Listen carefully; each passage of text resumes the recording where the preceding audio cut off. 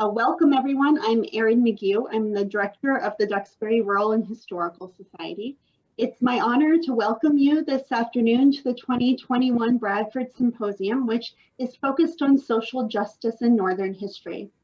A few years ago, the Duxbury Rural and Historical Society completed a multi-year project to preserve the structural integrity of the Bradford House Museum and to reinvigorate the family history, focusing on the Bradford daughters and their incredible lives. The new exhibitions, facilities, and stimulating programs that were developed are intended to engage audiences, to be more varied and inclusive, and to appeal to audiences today. The new exhibition, For Bradford Daughters, Lives Well Lived, opened in July 2017, and repairs to the house were completed shortly after. In June 2018, the DRHS received an Award of Merit Leadership in History Award from the American Association of State and Local History for the project to reimagine Bradford. As a lasting legacy for the reimagined Bradford House, a biennial history symposium was begun in 2017, which was dedicated to uncovering forgotten history, discovering rich and varied history, and fostering conversation about difficult truths. Topics have ranged widely, with scholars and presenters from all over Massachusetts and beyond focused on reclaiming a house's history and later hidden figures in American history. The symposium is funded in part through the generous contribution of Stephen and Ann Williams. Sadly, this year's symposium has a modified format to accommodate the constraints posed by the pandemic, but nonetheless, we are very grateful to all of you who have chosen to participate. Thank you. Before we get started, a few technical requests. First, I advise that all attendees are informed that this program is being recorded for future use. I ask that all attendees remain muted throughout the program for the comfort of everyone involved. And please take a moment to look for the chat button at the bottom of your screen. This is where you can leave questions throughout the program, and as moderator, I will ask them of our speaker at the end of the program. And finally, a bit of a hint, if you'd like to look for the speaker view setting on your screen, it can help you to more easily follow the person who is speaking. Thank you for your assistance with these items. Now, to get to the heart of the program, as in many Massachusetts towns, enslaved people lived and worked in Duxbury. For example, when Dr. Samuel Seabury died in 1681, his will directed the sale of his servant, Nimrod. He also gifted an enslaved girl named Jane to his daughter. And in 1717, enslaved members of Lieutenant Thomas Loring's household were valued at 100 pounds. Although we currently know so little about the enslaved population of Duxbury, we continue to research and hope to uncover their stories more fully. Until we have realized this really important goal, we turn to our colleagues at other institutions to help us to fully flesh out this history and to help us to better understand more fully Duxbury's role in the national narrative. Our guest today is Kyera Singleton, director of the Royal House and Slave Quarters in Medford, Massachusetts. She will be speaking on the Royal House and Slave Quarters historic site and the historic site's efforts to incorporate themes of social justice as part of their museum's mission. Ms. Singleton will address the importance of telling about slavery in the context of Northern history, as well as the legacy of slavery on society today. In the 18th century, the Royal House and Slave Quarters was home to the largest slaveholding family in Massachusetts and the enslaved Africans who made their lavish way of life possible.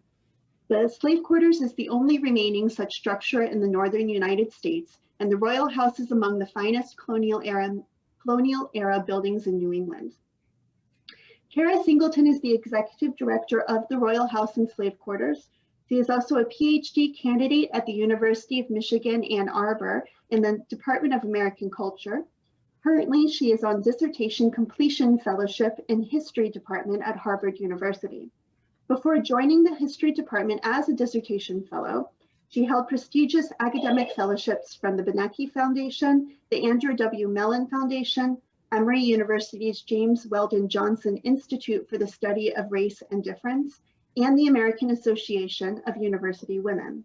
From 2018 to 2019, Kyera served as the Humanity in Action Policy Fellow for the ACLU of Georgia, where she worked on various issues, including mass incarceration, reproductive justice, and voting rights for the nonprofit organization. As a public history scholar, Kyera Singleton currently serves as an advisor on the Boston Art Commission's Recontextualization Subcommittee for the Bronze Emancipation Group statue.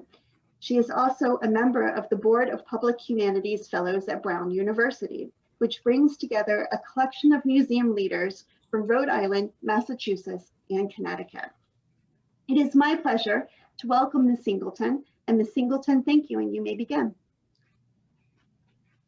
Thank you so much, Erin, for that wonderful introduction. I'm really, really delighted to be with you all today. I had a very hard time pulling myself from outside, so I'm so happy that you all are joining us on this really, really sunny day. And I hope that my talk will be worth it. I think it will, though. So I'm just going to get started and give a bit of context to my work and what I've been doing at the museum, as well as kind of the long history of the museum.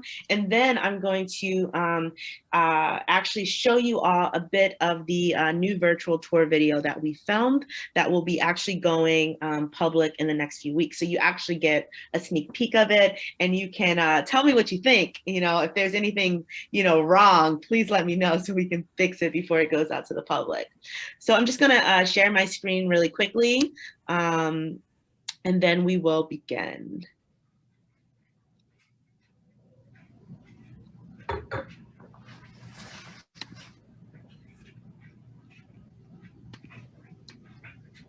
Okay. So what you see behind me, let me actually just go back a little bit so it's not so distracting. That's the video that's going to be queued up. And before I do that, I actually want to just actually kind of talk a little bit about you know, my work. I am a historian by training, but I come to this history in many ways through literature, through novels, through poetry. So I actually thought I would, I'm gonna start there. I'm going to start with a poem by Malcolm Tariq, who is an amazing poet. He is the last year's Georgia's Author of the Year for his collection of poetry called Heed the Hollow. And he has this really amazing poem called On Sullivan Island. And I'm going to start reading it, and then I'm going to launch into my remarks. I heed a path trodden for me before. I am this impaired, forgetting and forgetting and forgetting. What else is this wave crashing into shore but an attempt to cleave remembrance? Overheard, the dark sky engulfs the low country, once welcome spot and terror for the ancestors, always a nest for the captors. Now baby strollers and casual dog walks file before a single marquee meant to hold place for history, leisure where once labor. What work have I come here to do besides witness? I go from shore to shore seeking clarity, to stand on the threshold of past and present where land and sea court death. I search my mind for what remains of generational sanity. There is nothing but bondage. Ahead the sign reads, deadly currents, deep holes, and forbids the swim out. I could chase the distance with salt. I could run face forward into what has already claimed me without regret. This ocean swallows the whole of me. I could join it or become another boy, signaling loss. So I wanted to begin there because for me, this poem is all about place in history. I've heard Malcolm speak on many occasions, and he talks about going to Sullivan's Island, which is, you know, a former site of slavery, and, you know, seeing people just casually walking by. There's not many markers there to kind of signal where you are. And it forced me to think about what happens in these sites, these former, you know, plantation sites. How do we actually memorialize the lives of the enslaved? But more importantly, what do we do when people come to our museums? They come, to our historic sites in general and our archives, and they have no idea what they're looking at. What does that mean? How do we do that work? I often get when I'm talking about the work of the Royal House and Slave Quarters, especially people who live in the area, I'm often surprised by how many people go, I didn't even know that was there. I knew it was a museum, but I didn't really know what was there. And that, leads me to think a lot about place, kind of how we walk by things all the time, and what they mean to us or what they don't. And some of the work that I think we've been doing at the Royal House and Slave Quarters is to really think about the importance of our local history through the Royal House and Slave Quarters, which is a story about a slaveholding family who owns enslaved people over the course of 40 some years, And in this course, of 40 years, you have enslaved people defining freedom for themselves, resisting, right? So trying to tell a complex, a full story, really trying to center their lives and their experiences. So what do you do when you have a local story that's also a national story when we think about the United States and slavery in general, but that's also a global story? So just a little bit of context, the royal family makes their money from a sugarcane plantation in Antigua. So if we're thinking about the transatlantic slave trade, right, you have this family who's located in Medford, Massachusetts, but in many ways, by talking about them, we can talk about the US's involvement in slavery, and we can talk about how this is a global, phenomenon. It's not just in Medford. It's also not just in the South. And that's I think a really important, area that we're trying to correct in many, many ways, kind of the hidden history of Northern slavery. The North, Massachusetts in general, loves to talk about its abolitionist history. And one of the things that I always say is that, yes, we have a rich abolitionist history here. But what were people, advocating for? Abolition wasn't just about abolishing slavery in the South. It was also about abolishing enslavement in the North. And so this poem for me in many ways symbolizes, I think, the importance of work, the importance of being attuned to your space, the importance of trying to deal with questions of commemoration and memorialization. And how do you talk about the violence of slavery without making it, in many ways, the only way you can talk about the people who were enslaved? How do we ask different questions? How do we honor them in a way that allows us to talk about their full lives and not a snapshot of their lives? And I hope that through some of my remarks, and then also through the virtual tour, that you all will see how we're approaching this work.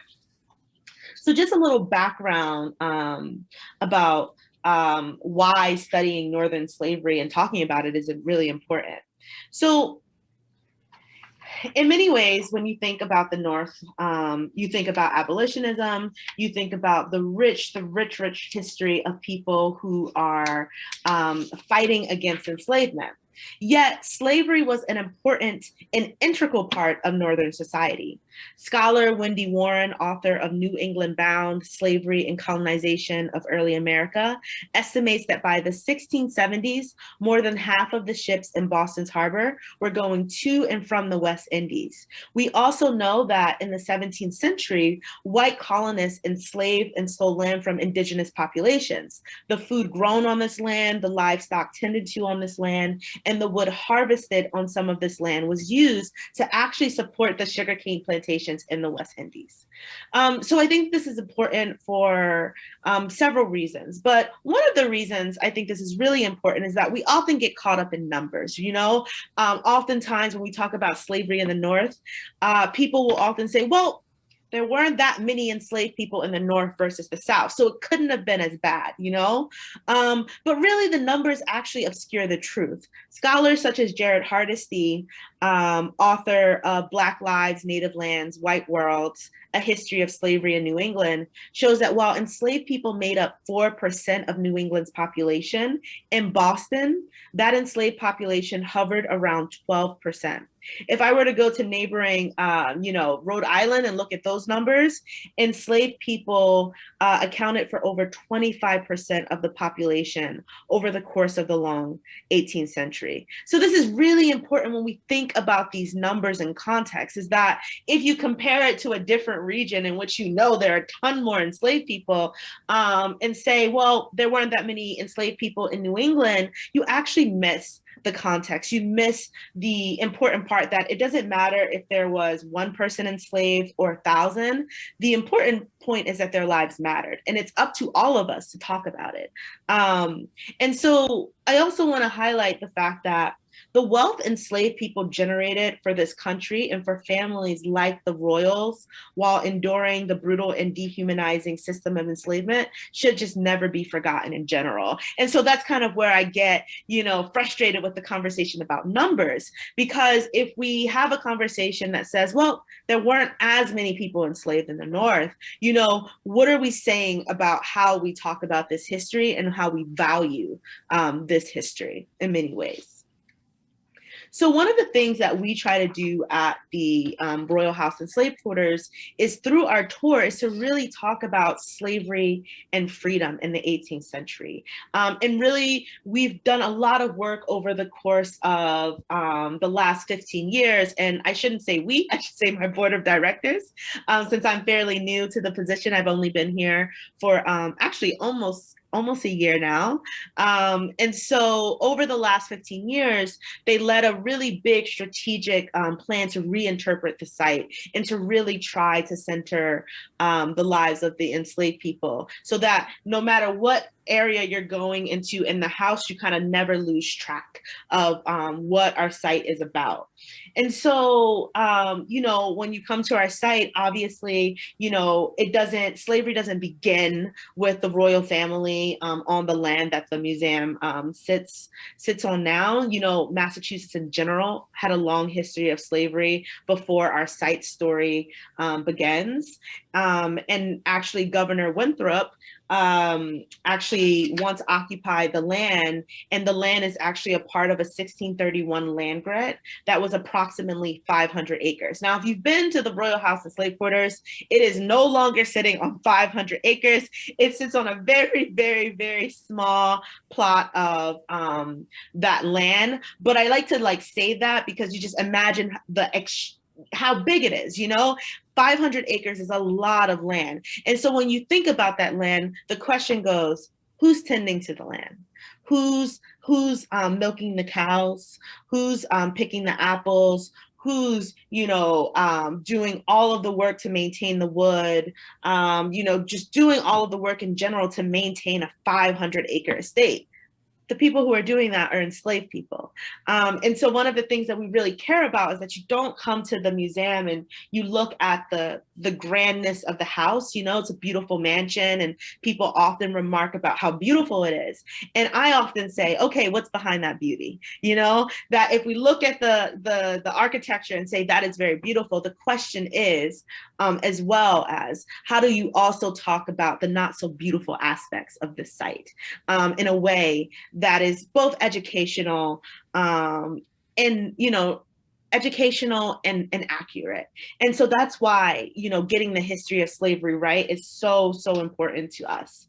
So I wanted to just give a little bit of background there, and then I'm going to move into just a little bit of information about the royal family, and then I'm going to show you all some of the tour, and then we're going to kind of come back and talk about some more major themes. So the royal family, just in case you all are not familiar, Isaac Royall Sr. Was a merchant mariner.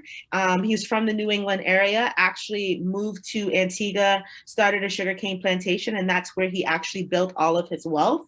In 1732, the property was purchased by Isaac Royall Sr. And then after about 5 years of work to transform it from a second-story mansion into a three-story mansion, the family moved to Medford, Massachusetts. And there are a few reasons why they did that. One, there's a series of natural disasters that are happening on the island at the time, but then there's also a slave insurrection that actually happens in Antigua. And two of the men who were implicated in that insurrection actually were enslaved by the royal family. So we think that given the instability of the region, as well as enslaved people really pushing for their freedom and kind of raising up, this prompted the family to, come back to the New England area. Isaac Royall Sr. doesn't stay around for very long, actually. He passes away in 1739, 2 years after the family moves to Medford, Massachusetts. And his son, who is 20 years old at the time, Isaac Royall Jr., takes over the estate. He inherits everything. He inherits all of the property that's actually throughout Massachusetts. And he inherits all of the enslaved people. And basically, that's really where our story begins. Most people know Isaac Royall Jr. because he's really the famous one of the two. He sat on the governor's council in Massachusetts. He also bequeathed, a ton of money to Harvard, and that helped them get the law school started. And a few years ago, there was a ton of protests and outcry over the fact that some of the royal family shield was on the crest of the law school, which has now been removed. So these conversations about public slavery and public history kind of have been coming to the forefront for the last few years, and I think we're in an interesting moment right now to really unpack this and ask kind of how do we move forward? How do we deal with the history of slavery in a way that memorializes the enslaved people while also telling the complicated history. So I just wanted to give a little bit of background, and now we're going to launch into the virtual tour video, and then we'll come back.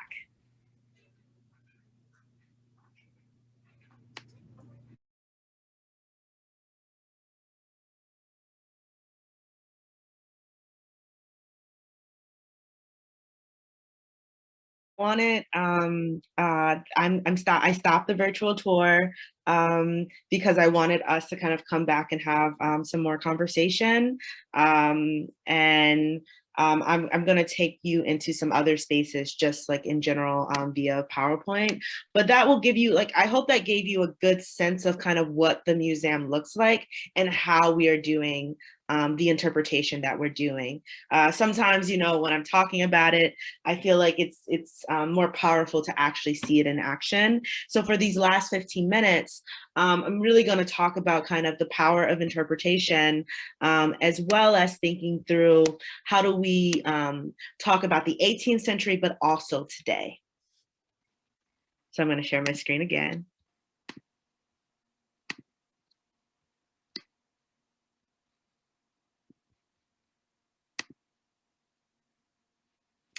Okay, so I'm going to just move here. And so what you saw from the virtual tour video was kind of how we staged the house. As Lee mentioned, the house is staged based on this inventory from the Isaac Royall property in 1739. Now, this is really important because it goes to show kind of how do we know what we know and what do we do with what we know. And so because most of our primary sources are actually coming from the royal family, probate records, town records, account books. These help us understand exactly what was in this house in the 18th century. It allows us to have a whole accounting of the furniture, how much things cost. What it also does is it lists enslaved people on there. And I really, want to be intentional with this, to think about the ways in which you have, people and material items being advertised in these same documents. So what do we do with that when we're actually thinking about interpretation? We don't want to interpret enslaved people through account books, we don't want that to be the way in which we tell their story. So how do we do it? This is important because, it is a historical document. It's how we know names. The fact that we know the 60 names of the enslaved people on our site comes quite literally from these different documents. But again, there's no interiority. We have, we don't have much information aside from a name or two. There's often not a last name. There's often not even an age. And so a part of our work has been to think about how do you animate this history? How do you tell these full stories? And as a scholar who's really invested in history, you know, a name is important, you know, whether we have a full name, whether we have a first name, the name allows us to call attention to people we're here. Even if we don't have as much information as we would like about every person, we can, you know, say that we know who they are. And as of you know, lately, the site is actually undergoing several research projects to try to build out this history a little bit more. So if you come into the site, this is one of the enslaved on the Royal Estate is one of the first panels that you'll see, and it lists everyone's name. It's my favorite panel in the museum because you get to see all of the names of the people who worked and lived on this site at different times. And to me, it really highlights the importance of doing this work. What do you do with the information that you have? How do you present it in a way that doesn't, you know, that doesn't allow people to move through the house and forget that enslaved people are there? So you saw the kitchen, you saw the kitchen chamber. Now we get to one of my favorite parts. And I think this is where I can really get into interpretation a little bit more. So again, we know that a lot of these documents are not complete. We know that a lot of these documents are through the vantage point of the enslavers and not the enslaved people. But in between 1999 and 2001, our site did an archaeological dig. And through this archaeological dig, we uncovered a ton of objects and artifacts that we have used in the reinterpreting of the museum. So on my left, what you see is an amulet that's kind of in the shape of an arrowhead. And we know that many of the people who are on our site were from West Africa. And we know that this amulet is actually a symbol of protection. And so that we know that many enslaved people probably fashioned these into necklaces and wore them as a way to protect themselves while they were, you know, being enslaved, as a way to give themselves hope, as a way to give themselves courage, and also as a way to maintain ties and bonds to the different countries and religious practices that they had before being enslaved. To my right, what you see are a bunch of different game pieces. So you have some clay marbles, red and white clay. You also have tile pieces that were fashioned into game pieces. And what's really, really important is, like, when we're talking about how do you talk about interiority? How do you make enslaved people, how do you tell complex and fuller stories of enslaved people beyond these documents that are very limiting, that only reduce them to their labor? These objects allow us to do that work. So these game pieces are very fascinating. And the reason why they're fascinating is not because they existed. We know that enslaved people were creating community, finding time to have leisure, but they were found in the yards that are directly in front of the slave quarters. And what's important about those yards is that they're completely out of sight from the royal family, right? So we know that enslaved people were intentionally utilizing areas that the royal family couldn't surveil them. And so I really like to think about, you know, not just the leisurely life, you know, the areas of leisure, definitely not leisurely life, the areas of leisure that enslaved people could still for moments, and how they were deliberately doing that in spaces that could not be actually seen by the royal family. And this allows us to think about interiority. This allows us to think about resistance. I think often when we talk about resistance, we talk about big actions. We talk about running away. We talk about, you know, slave insurrections. But these are everyday actions that allowed enslaved people to fight against the ways in which slavery tries to strip them of their autonomy. And so I often like to talk about resistance through the fact that enslaved people are resisting the stripping of their autonomy. And it's not necessarily something that we should talk about without the context of how violent slavery is. And so I really just wanted to highlight these objects, because these artifacts, because that allows us to start to tell a fuller, complex story. than the 18th century documents that, you know, really quite literally limit enslaved people to the price in which they were bought or sold for, or that limit enslaved people only, you know, through the eyes of the people who enslaved them. And so this is one of the ways that our site is trying to counteract that, to really think about how do we separate enslaved people from kind of the violence of the archive, an archive that is completely limiting in so many ways and does not actually allow us to start to think about who people are and what they do and how they survive, but most importantly, how they define freedom on their own terms.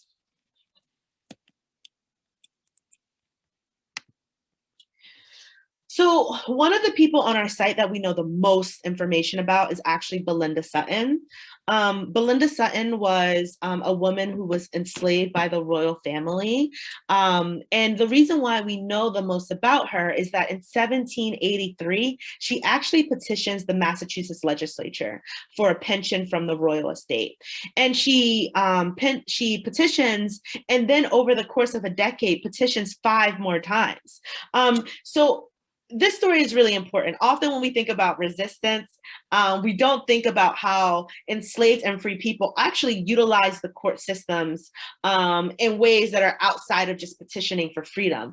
And in many ways, Belinda Sutton is one of the first examples in history that we have of reparations, of making a case and a claim for reparations. And for me, this is really, really important because we often know that Black women in many ways utilize the courts to define freedom on their own terms.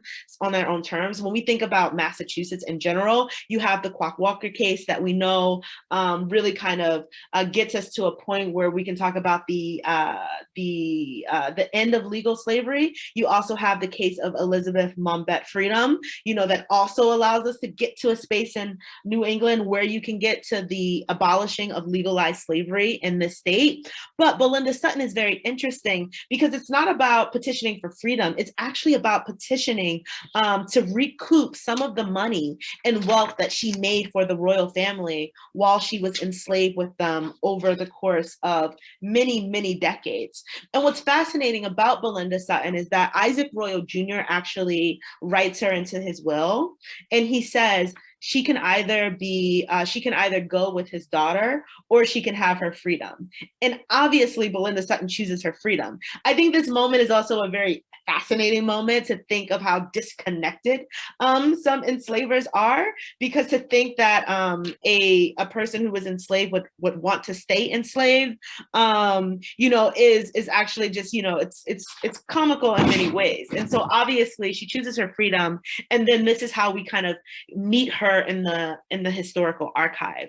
So I'm just going to read a few pieces of her petition so that you just kind of have a sense of how powerful it is.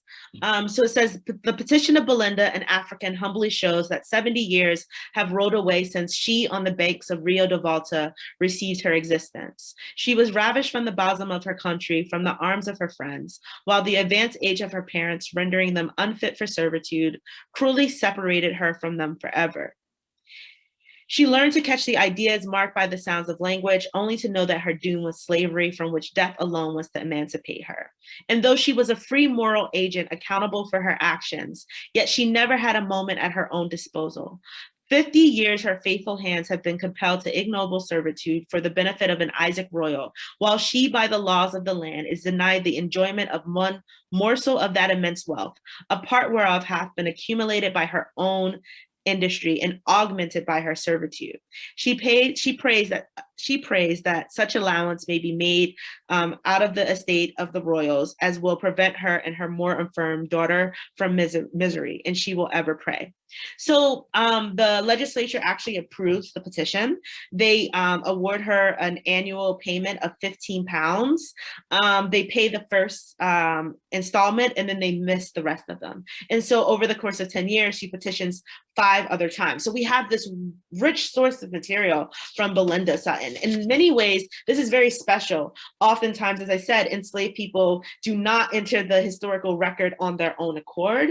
And even though Belinda is actually illiterate, and we know because she signs the petition with an X, this petition allows us to think about and understand kind of what she felt about slavery, what she thought about freedom in many ways. You know, this idea that freedom automatically is, you know, kind of wonderful.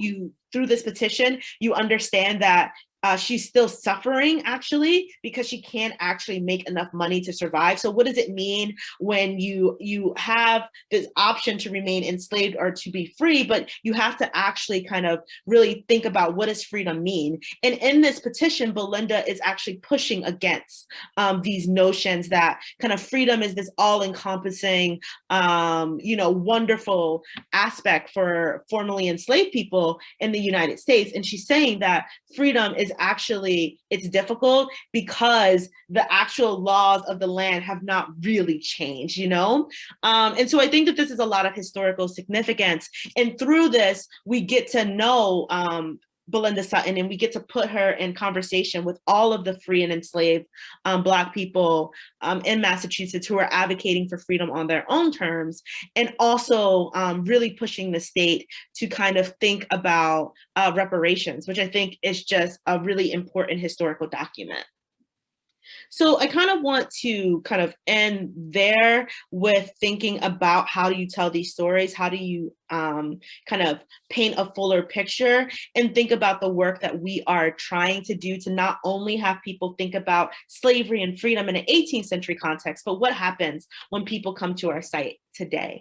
What does it mean to talk about slavery today? We don't want anyone to walk through the site and say, oh, I learned about enslavement, that was terrible, and go, happy I understand it, and now move on. We want people to feel and experience all of those things, but also ask kind of how are Black communities and communities of color still impacted by the legacies of slavery today? What does it mean to talk about slavery in conversation with mass incarceration? Right now, we're in the midst of two pandemics, you know, you have COVID-19, you also have racial injustice and police brutality. And what does it mean to talk about these things and understand how these legacies are impacting communities right now? How do we talk about educational disparities, wealth disparities? How do we talk about the fact that right now, a lot of people are struggling with food and housing insecurity? These are all important issues that are impacting people in their communities today. And we want to be able to talk about the history of slavery in its afterlives by meeting people where they are in their own communities and engaging them with issues that matter to them. And so when I think about how museums can enter a conversation about social justice, I think it's quite literally about getting the history right and doing the hard work, having the hard conversations, but not leaving it in the past, but understanding how the past impacts our present and how it can impact our future if we do not think about what does justice mean. And many people trust museums, right? Museums are considered to be trustworthy institutions because they provide education. So as a space in which, you know, we provide education, one of our core themes is to make sure that we can help people reckon with this history and reckon with our current moment. And we see that the two work together, that we can't do one without the other. And so far, that has been a really big, you know, aspect of our programming over the last year. And because of it, in many ways, it has allowed us to grow tremendously in, you know, in a time in which we can't be open. And so I just think it's really important, you know, to talk about not only how we interpret the site, but what happens after you end the tour. How do you talk about these things? How do you update them so that, you know, people not only want to come to the museum, but feel seen and heard by the museum? So I will end it there so that we can have about 30 minutes for question and answers. Thank you. Ms. Singleton, that was wonderful. It's obvious that you're doing very important work, and I thank you for sharing it with us tonight. I do have a number of questions in the chat room if you're ready for questions. And I encourage all of the the attendees, if you want to find your chat box at the bottom and drop a few more questions, then you're welcome to do that as well. The first question on our list is, how do we know, or do we know how enslaved people cared for their own children, and did they deliver them at the Royal House?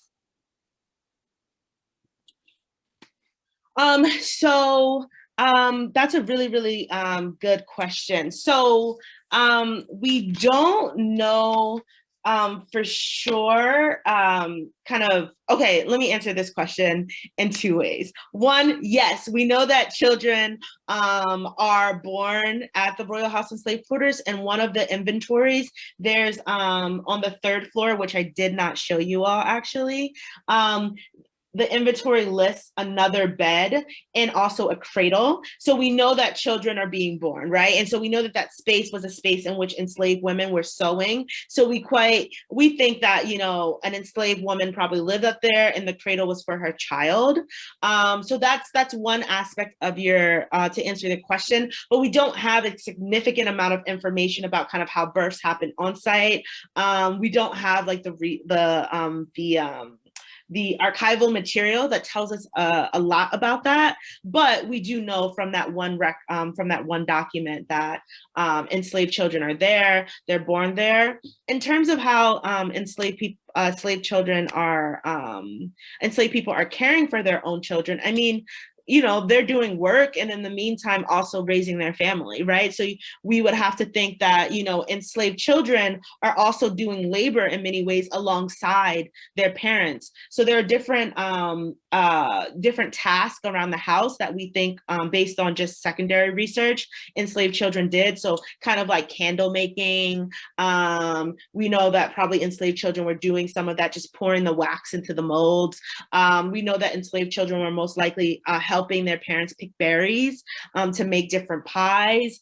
We also know that enslaved children, you know, probably did some of the cleaning, some of the more light domestic work, but it is really important that we do highlight that, because I think it's important to highlight that, you know, enslaved children are also enslaved. And although they're not necessarily doing all of the different labor that the older enslaved people are doing, they are still working alongside their moms and their brothers and their sisters and their fathers. So yeah, so that's kind of an answer to the question. But again, we don't have as much insight into kind of how births happened on site. I'm going to combine two questions here that are along the same vein. Is there any record of Belinda Sutton receiving her full pension after? And would somebody have helped her to write the the petition? Do we know who that person might have been? Yes. So we believe, based on historical kind of records at the time, that Prince Hall helped Belinda write the petition. For anyone who's not familiar with Prince Hall, famous Black abolitionist. And the reason why scholars in many respects assume that Prince Hall was the person who helped was just based on the different petitions that were going through the courts at the time, many of which he helped with.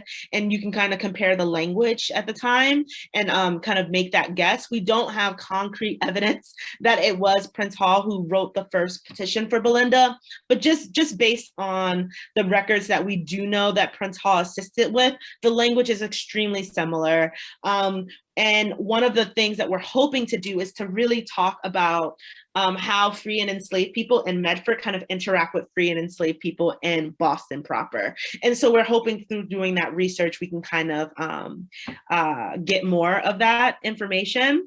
And then in terms of the second part of the petition, the question about the petition, Belinda Sutton is constantly actually petitioning the courts because they're not giving her the money that they said they would annually. So we know she gets the first sum, and then after that, she's petitioning every few years over the course of 10 years until we no longer have any more record of her. And we assume that by that point, she had passed away.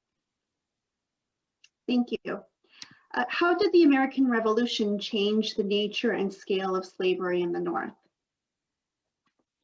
Good question. Yeah, so that's a really, really interesting question, because I think when we think about the American Revolution, we often think about it in terms of, kind of defining, what does freedom mean? What does freedom look like?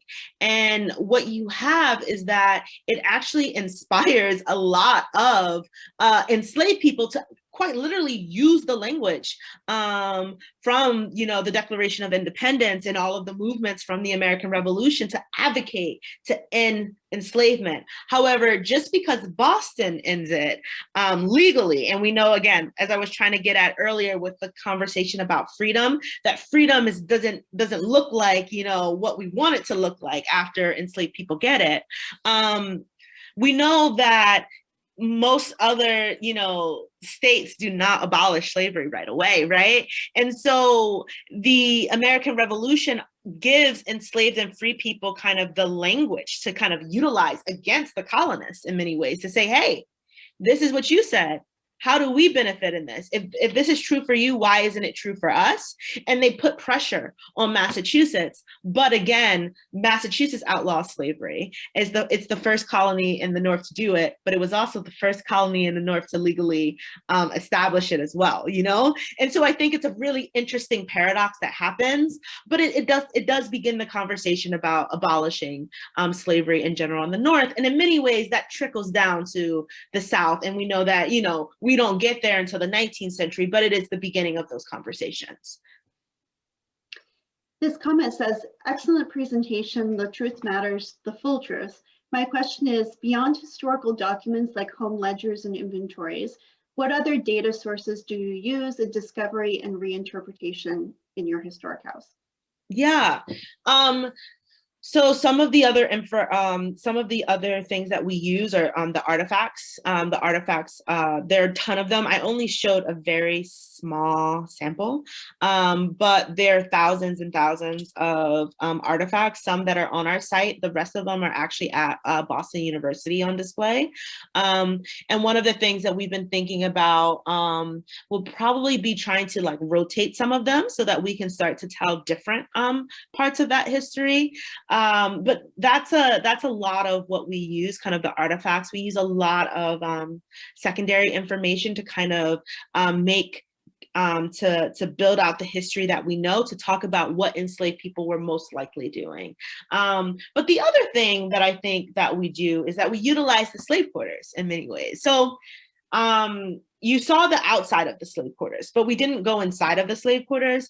And a part of that is, if any of you have been there, I know Erin has been there, right? If you go into the slave quarters, it's actually a meeting room. So the Royal House Association, when it formed in 1901, they transformed a lot of the space and they turned it into a meeting room.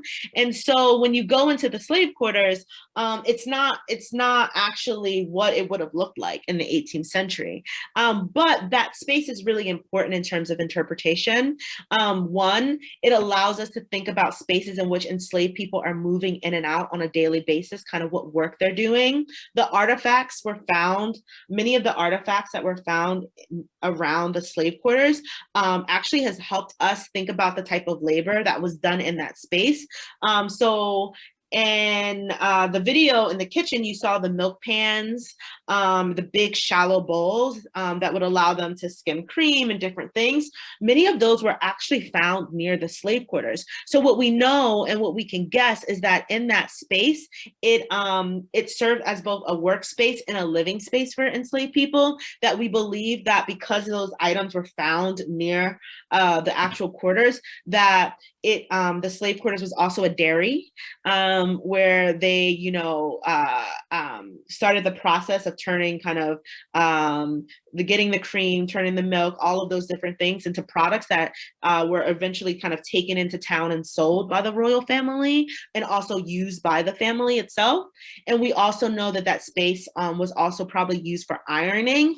And so I say that to say that the actual literal physical building is one of the ways in which we can start to do this work and interpretation, and also to talk about what does it mean to have a freestanding slave quarters? What does that mean to talk about this, the history of slavery in the North, and how do we do that?